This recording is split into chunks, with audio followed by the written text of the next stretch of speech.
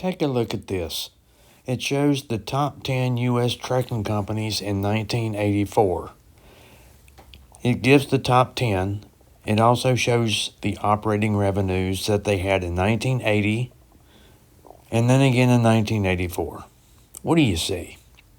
Roadway Express, Yellow Freight System, Consolidated Freightways, Ryder PIE Nationwide, McLean Carriers, Overnight Transportation, ABF, Carolina Freight Carriers, Smith's Transfer, Transcon. What's the first thing you see? Just about all of them are gone. The only one that's left in that list is ABF. Down at the bottom in small letters, it says ICC authorized trucking companies after deregulation grew from 18,045 in 1980 to 30,481 in 1984. That's what deregulation did. It brought more carriers in and took the big carriers out.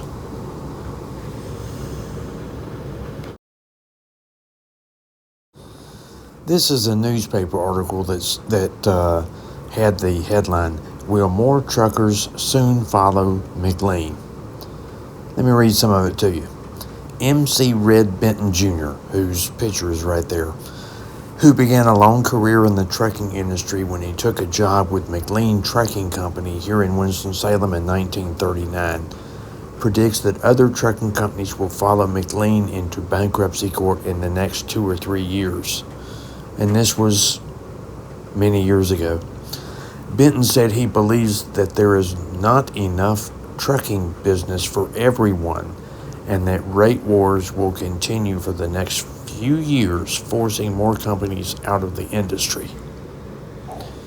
He said in 1979, Benton wrote a letter to President Jimmy Carter describing what he thought would happen to the trucking industry if deregulation went through, as it did in 1980.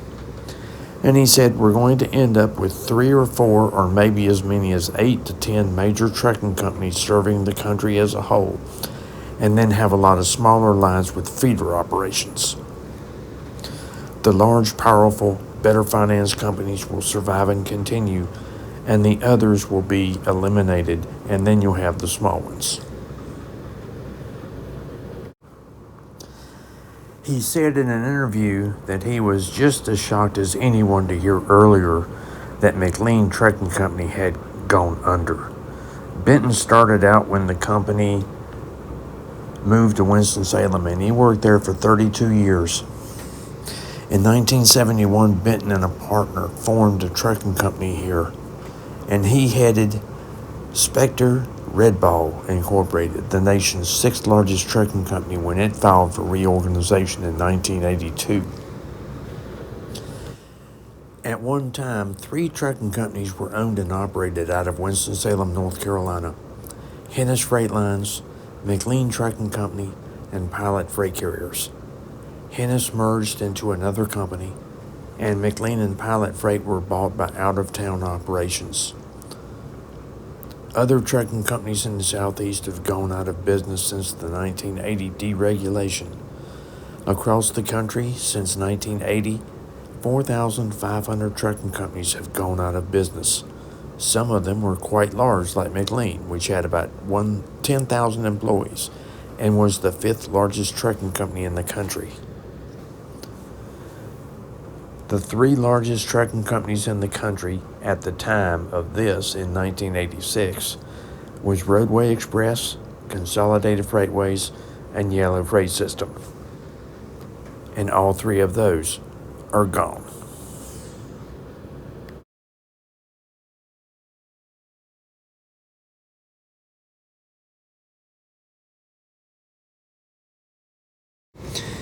Winston-Salem has had its share of the losses.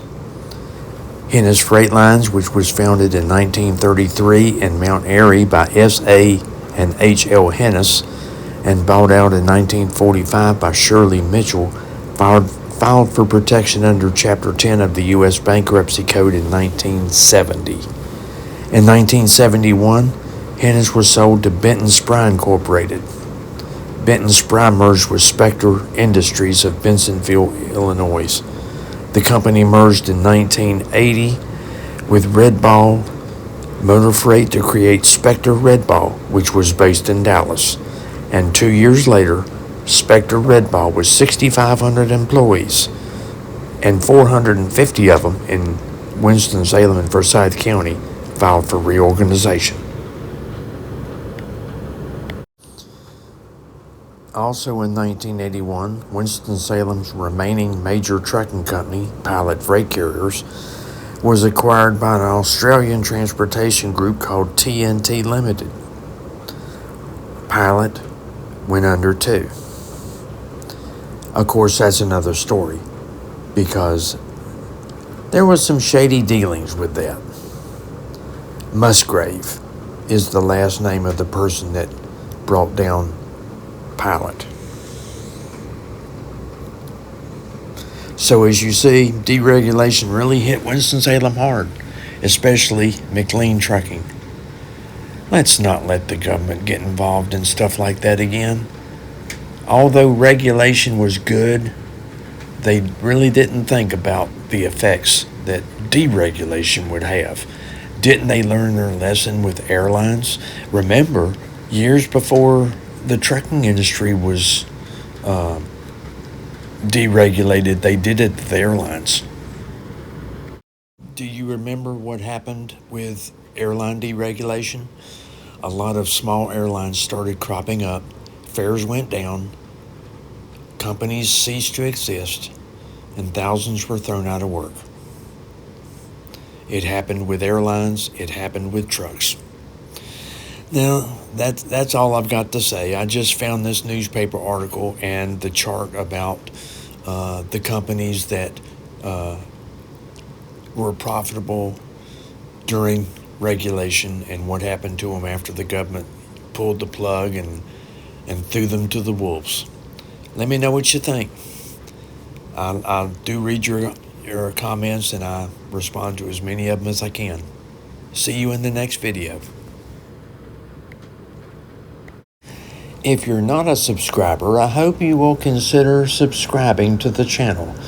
We offer all things trucking industry history, and leave a comment as to what you want to see. I do read them, and I've started a big list of the topics that you guys want to hear about.